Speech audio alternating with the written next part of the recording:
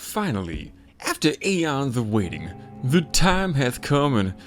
so have I in my underpants. Hey everybody, it's your good old pal EmptyHero, and today, in that perfect twilight period between the initial release of a Capcom game and the Hyper Turbo edition of the same game that will be announced just moments after I post this video, we're going to discuss everyone's favorite 5th installment of the Devil May Cry franchise,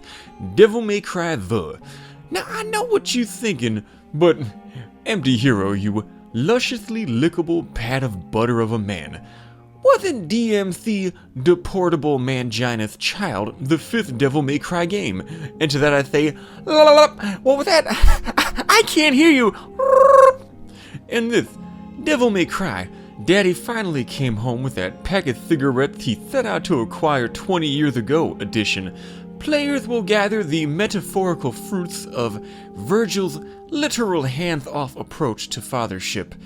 Gone are the cynical conceits and ham-fisted attempts at political commentary, which made the previous DMC such an ice pop up the pooper to play, and in their place, expertly crafted gameplay and lighthearted fun have returned. At the outset of our climb up a tree that sucks the life out of the room faster than a girlfriend at a LAN party, players will skip halfway into the story, saving the expositionary cutscenes until just after a completely incomprehensible boss fight.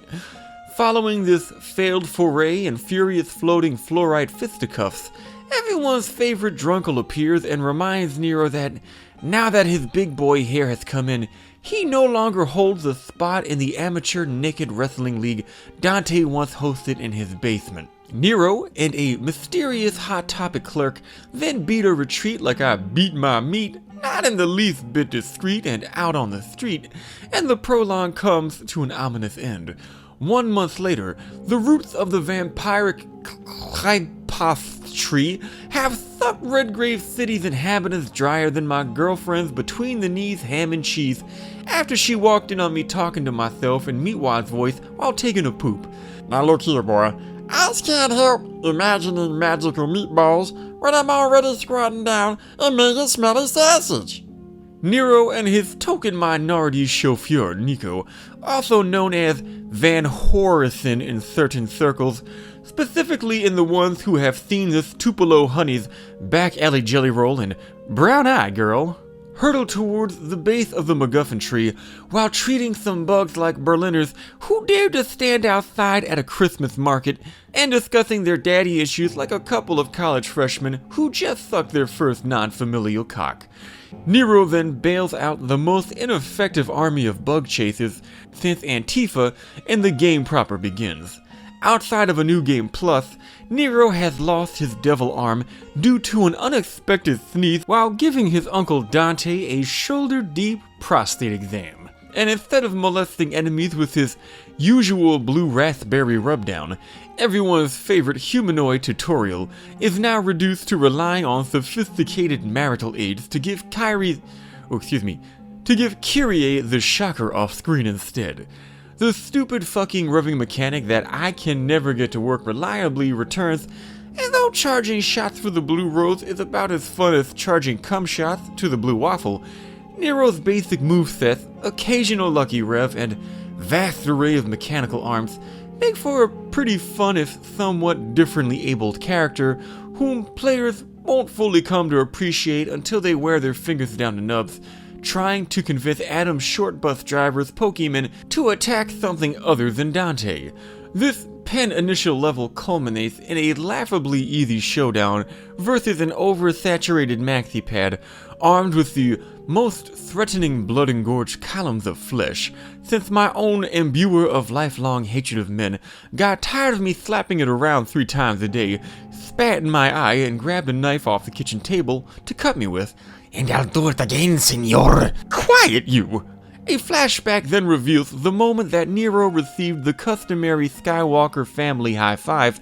so that a mysterious stranger whom every player in the world will instantly recognize as being Virgil, can finally wipe his own ass with the torturously inadequate one-ply toilet paper they supply in hell without getting poo on his own fingers. The following level forces Nero to confront the highly sensitive subject of architectural puberty by slashing vines that sprout up in the strangest places,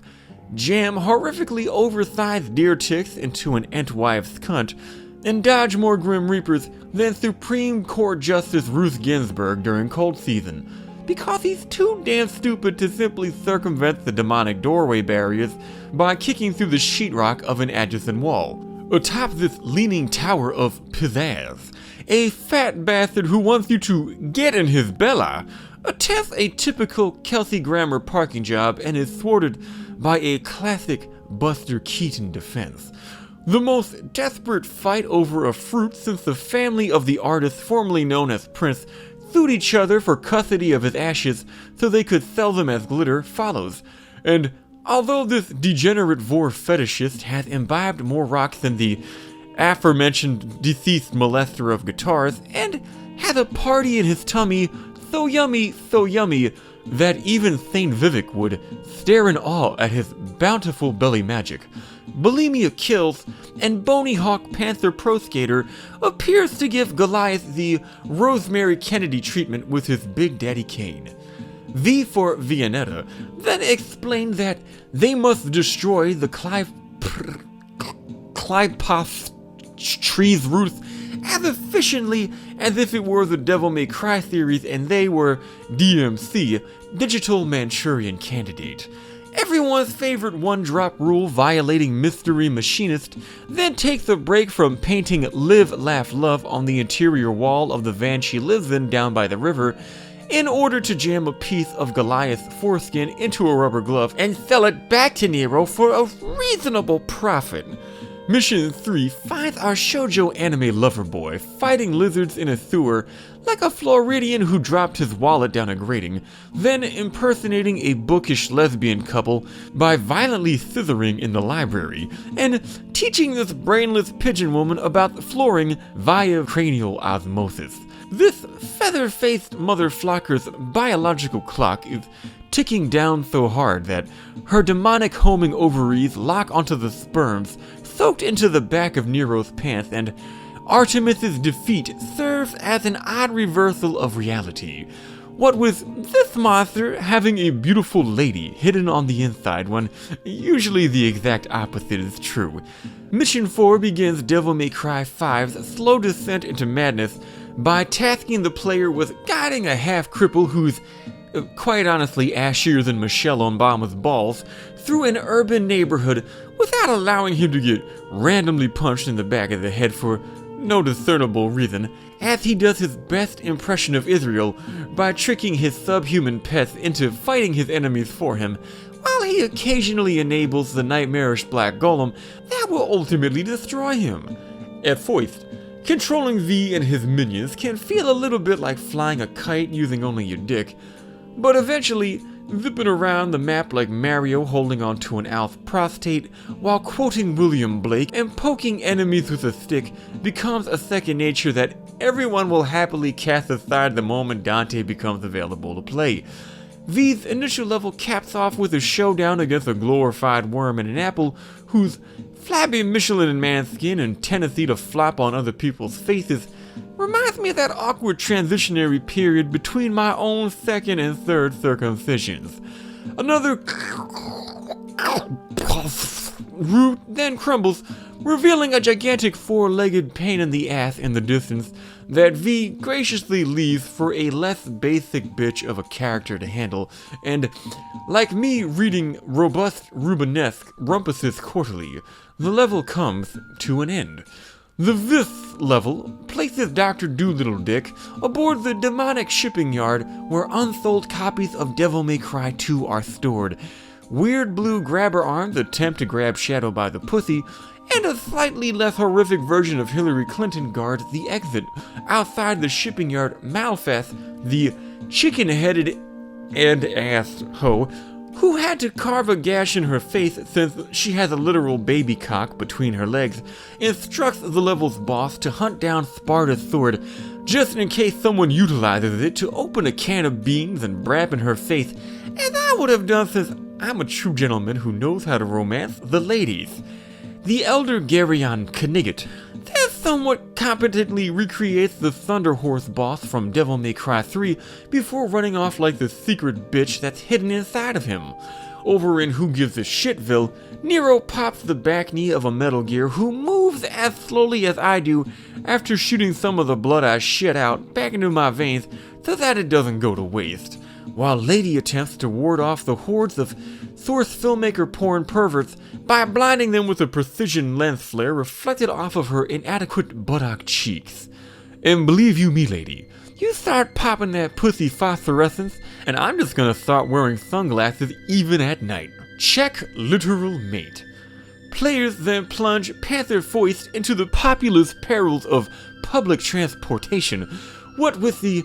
filth breeding on the platforms, the jerks running up the down escalators, and the super gross chewed up gum all over the floor. Ew! And the 7th mission caps off with the most malicious mobile home melee. Since that time I accidentally sneezed while squatting on my neighbor's trailer hitch, snapping it off the frame and alerting my neighbor's entire family, who came running out from their Christmas dinner to unfairly prosecute my prostatular proclivities. So I got on all fours and triple burrito blasted that hitch back at them like a cannonball, killing the entire family and unfortunately inadvertently lowering the resale value of my own trailer in the process. Dang. Like crabs in a pot, these people. The 8th mission begins with Nero being sealed inside an elaborate recreation of a Ronnie James Dio album cover, clapping the cheeks of a goat harder than a lonely jihadist, becoming more of a human tampon than Tanim Antonidius, then finally returning to the pulsating palace of pooper-implanted plasma where our journey began.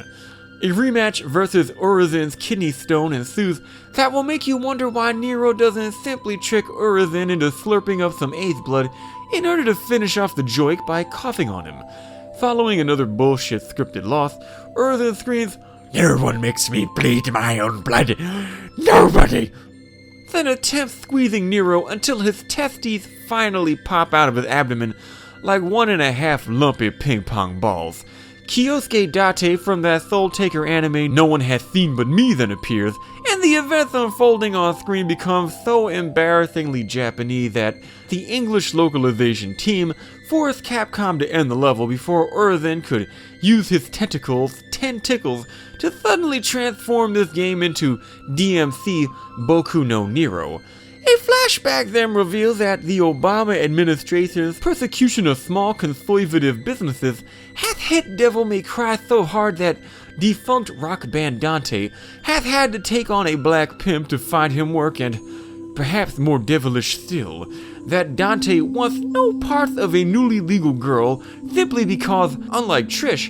she does not look exactly like this literal motherfucker's mother. V then introduces himself as a pun-loving yet wealthy client, leaving players who have beaten the game to wonder where the hell he got the money for this gig, let alone the pleather sleeveless trench coat and the exact same crocodile tooth necklace I utilized to poke a motherfucker's eyes out with if they picked a fight with me back when I was 12. Back in the current, present, forward to the past, flash forward to whatever the hell time this is supposed to be, V sets out on an epic quest to reclaim the demon sword Sparta so that he too can cut open a can of beans and fulfill his filial fate by fumigating a fetching female's fallopian flaps with his full-on flatus fulicide. The biggest two-tongued pig since Jennifer Hepler inadvertently split her own tongue while trying to bite into her reflection in a mirror attacks, and after clearing out some catacombs since the developers were too cowardly to send V through some highly dangerous dogacombs, or at least a catabrush instead, V battles a horde of handsome ball grabbers to reach the resting place of both Dante's smashed up boy Poochie and the aforementioned Sparta sword. Another goddamn flashback begins just as V attempts to do to Dante what I accidentally did to my dick that one time I got a boner at Thanksgiving dinner while checking out my cousin's new mail-order Somalian bride and carving the fried chicken, wherein Dante's mother places a young Dante deeper into the closet than Gloria Vanderbilt did to her son Anderson Cooper, and the forces of Satan descend on the Sparta household but fail to find Dante because he also pulled his feet under some blankets and closed his eyes for peak invisibility. Dante's future fat fuel then ran off screen in search of Virgil and dies off faster than any chance of connecting this retcon with the backstory of DMC, Demonstrable Mediocre Chapter. Dimikv then flashes back again and the Uncle Dante Fun Fest finally begins. Let me just preface this segment of the game by stating plainly that after slogging through the first act of Dimikv as Nero and V, playing as Dante feels like becoming the retard from Flowers for Algernon, suddenly awakening from his trisomy 21 induced stupor, wiping the shit from the front of his pants, and breakdancing a bunch of demons to death. In this mid-game prologue to the prologue, a spinning chaos lizard then tempts Dante into emulating Chris Farley's character from Tommy Boy by reciting Lee Lorelai Luke, Rook, I am your father, into his blades, while Dante's harem of butter-faced war trophies get their faces bopped like bongos harder than Ricky Ricardo used to Me Too Lucille Ball after she missed the line. Surprising only the most bold-cutted among us, Dante calls Urizen out as being Virgil instantly by triggering him with the operative phrase, jackpot, and yet another fight at Urizen's Big Rock Candy Fountain ensues with predictable results. Dante's shitty second place trophy to Alistar is broken, V reprimands Nero for being nearly as useless as V's legs, and Dante's jism prisms become forever really tied up in loving it. The following level introduces a subtle nod to the events of September 11th, 2001, what with Dante blowing up skyscrapers from the inside, and the revelation that a hellish Jude was behind it all along. Then, like myself after breaking into a college campus and accidentally writing advanced theoretical mathematical equations on the chalkboard of a Sociology 101 class, Dante bitch slaps the bitch out of an enraged female-to-male transsexual so hard that it turns back into a voluptuous blonde woman wrapped only in a blanket, which, for the uninitiated, is a little move that I like to call goodwill cunting. Cavalerio Angelo's essence then fuses with a motorcycle for some reason, and Dante rides away on it with Trish, which is a little bit like getting a piggyback ride from your girlfriend after beating up on her. This motorcycle doubles as a slow-moving but highly damaging weapon later, and how does it play, you ask? Well, I guess you could say that I really like it. V then mournfully admits his origins as a humanoid foreskin Virgil cut from himself while literally internalizing his edge, thus separating the V from Virgil and realizing his true demonic potential as Urgil. Somehow, Trish's only response is to tell V, who is literally crumbling before her due to not knowing about the restorative powers of cocoa butter, that he needs to shut up about his gay feelings around her since she's not actually his mommy, despite looking exactly like her and occasionally breastfeeding his degenerate brother Dante. The 12th mission is a bit of a clusterfuck, wherein Dante clashes with hordes of furious furries that floop around the firmament faster than my flaunted phallus that one time when I fell down an elevator shaft while trying to twerk off a couple of strands of that valuable copper wiring used to power the lights, lost my balance and resorted to harnessing the propeller power of my own pirouetting pecker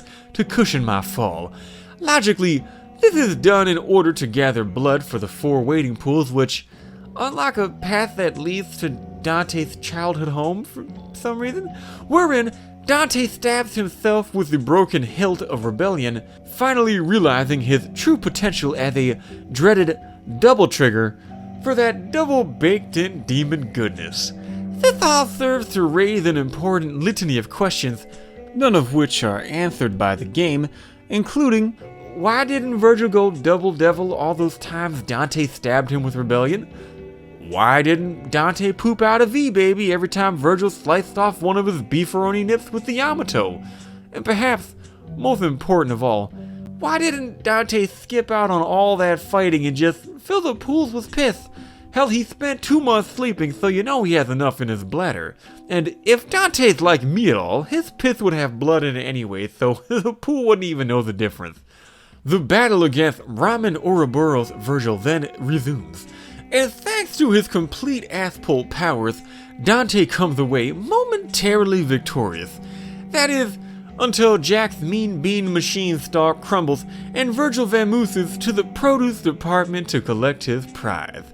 Our ensemble cast then collides on screen for the first time, and Nicoletta spills more spaghetti upon meeting Dante than a fat Italian committing seppuku, after briefly mentioning her grandmother who crafted Dante's iconic pistols and, oh yeah, her father who Dante brutally murdered in Devil May Cry 4. She gives everyone's favorite smooth criminal with the deadliest hat since real-life fedoras cause millions of white American men to never reproduce. Dante can either use this odd job mod job to transmogrify his red orb stockpile into a bullshit comet that kills everything in one hit, or to combine the powers of Michael Jackson with Mario Odyssey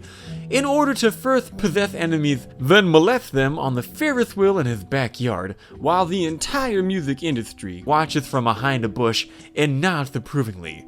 The 13th mission can be played utilizing any of the 2 characters people might actually want to play as, while showcasing both the promise of a multiplayer Devil May Cry and the complete futility of it, since most of the times you actually match up with another player, they completely ignore helping you combat the enemies and sprint to the next area as fast as they can instead. The basic writing necessity of splitting up our team then causes the floor to fall out from under our friends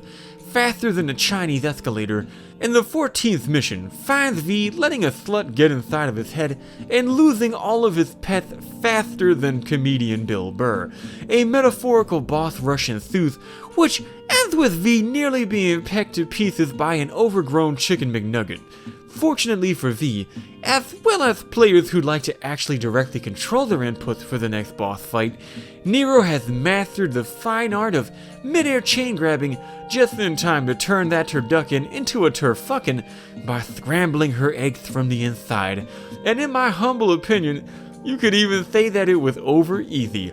Wink. Meanwhile, within the snowman sphincter located at the top of the bottom of the tree, players pass into a dog-eat-dog world, where the Cerebus King screams, "You shall not pass!"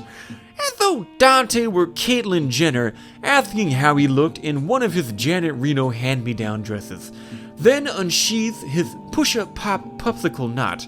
gives Dante the cold shoulder in addition to, cold everything else, and proves that, unlike this humanoid milk dud, he can indeed break these cuffs. Ah! After leaving this pick of the litter with a prick up the shitter, his tongue frozen to his own balls and requiring a snow cone to keep him from chewing his own open wounds, Dante retrieves his ice chucks from Devil May Cry 3, and Nero comes to the sudden realization that V has become crustier than a 13-year-old boy's pants after his parents left him alone for the first time without first burying their hand lotion in the yard. The finale sets off with Virgil's humanoid mommy issues crying about how he wanted to be protective and loved so badly that he devised a scheme to suck the life essence out of tens of thousands of innocent human beings rather than just adopting a dog from his local animal shelter, or garnering himself a fat girlfriend by lying and telling her that she's pretty and doesn't at all smell like a garbage bag full of old hot dogs that have been laying out in the sun, when we all know goddamn well that she does, Roberta. I filled up that kiddie pool thinking you'd finally take something resembling a bath, but all you did was pop the tubes, squish my son into a child supportless pancake, thanks for that by the way, then transform the water into gravy with the runoff from your front butt. And that's why I love you, girl.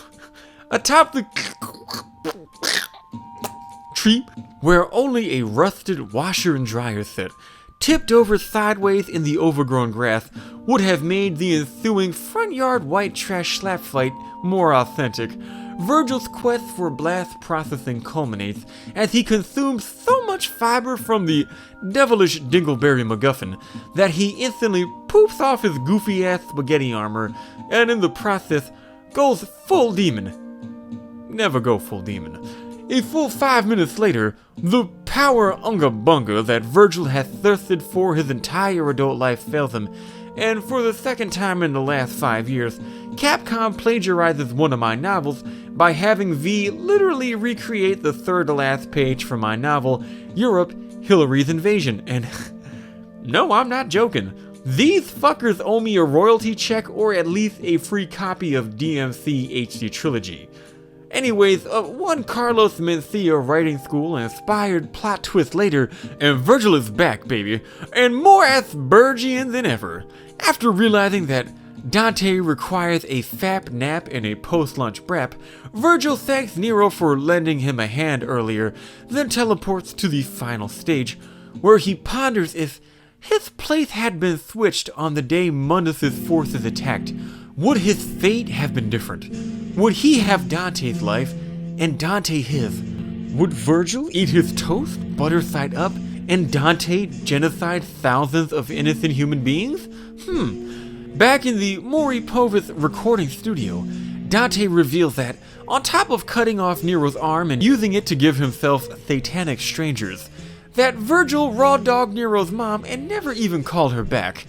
Then, as with many unexpected deaths, Dante is left to deal with V's pets, and now that they are no longer held back by V's good intentions, Dante is forced to flip that bird, smash that pussy, and double reverse Jew that golem. It's a fairly cathartic confrontation that serves as the perfect palate cleanser for the after-school teenage melodrama that follows, which culminates in Nero jumping out of the back of the Minotaurus because the overpowering aroma of 3 steaming hot thought twats activated his automatic virginity defense mechanisms. Dante and Virgil face off to see whose hair plugs are the strongest in an immensely satisfying recreation of their showdown at the end of Devil May Cry 3, which is only briefly interrupted by Virgil suddenly understanding the real reason he chopped off Nero's hand was because he was actually the kid's father, and in this way, he'd never have to play catch with the little nerd. Off-screen, Nero utilizes a conveniently placed payphone to booty call Kyrie, who has thankfully been left in the kitchen where she belongs this entire game. Then finally realizes his true potential as a special snowflake Inuyasha clone by screaming, "Daddy, no!" and punching out his uncle like every other young man who realized that there's no such thing as two-man push-ups and that he was actually molested. In this grand finale, a victory lap for the franchise, Nero slaps around his aging father harder than a bored Jamaican orderly at an old folks' home, and following this familial fisting, a couple of mid-credit cutscenes and battles find Dante and Virgil stealing themselves in, pardon my French, heck, in order to prevent demons from pouring into the human world. One might find this bittersweet at first, until they remember that Dante and Virgil have both been sealed in HE double hockey dicks multiple times, and there's pretty much nothing stopping them from popping back to Earth, utilizing the hole in Hillary Clinton's tongue as a demonic portal. Overall, Devil May Cry V experiments with new play styles while returning to old favorites, and even makes a couple of sly nods to the more fat-tongued genetic embarrassments of the series. If we never visit the franchise again, Dimikova will serve as a proper swan song and easily the second best entry in the series after Devil May Cry 3 Special Edition. Well, that's it for today's videos, my friends. Was it good for you, bae? I'd like to thank you kawaii babes for sticking it out with me while I've been swamped with real life work and the flu for the past couple of months. and to give an especially big, wet, and sloppy thanks to my top Patreons, Tickus, Shadowcatman, and Henskelion, as well as my top YouTube member, Nathan. If you'd like to check out my novels, Discord, or some of my side accounts, clickable links are provided in the description directly below this video. And if you're a first-time EmptyHero viewer, do us both a favor by pulling my devil trigger, as well as that subscribe button and the little dingly dangle bell next to it. Thanks for coming out, everybody, and God bless us, everyone.